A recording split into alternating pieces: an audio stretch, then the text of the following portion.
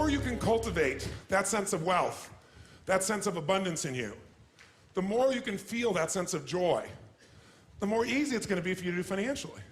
Because you're not going to be in this scarce, fearful mode. Now, that's not enough by itself. You can have this great sense of abundance and do the wrong mechanics and be a disaster. True or false? But if I had to have an area to get you started with, you want to have the emotion and psychological strength, because that's going to carry you through when the mechanics are boring or frustrating, or when things aren't working out. Your emotion, your psychology is what will carry you. It'll get you to keep doing it. Everyone knows, if you've done any studies, Dr. Seligman is very famous for doing studies on optimism. And in those studies, you know what he found out? People that are pessimists are much more realistic. They're much more accurate.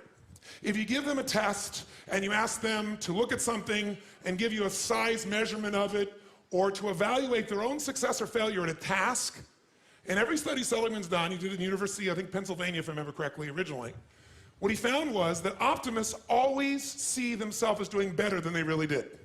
They basically BS themselves. What happens to pessimists, they're 10 times more accurate. But here's what he found out.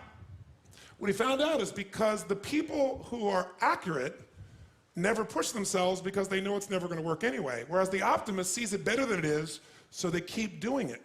Because they have the illusion they did well, I'll do even better next time.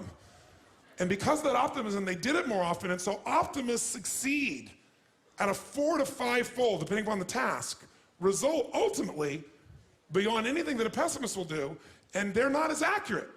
All that's a big way of saying is, if you can develop a psychology of resilience in yourself, you don't have to be optimistic or fake, you can be real. The realness is, whatever shows up, you are larger than anything that can happen to you.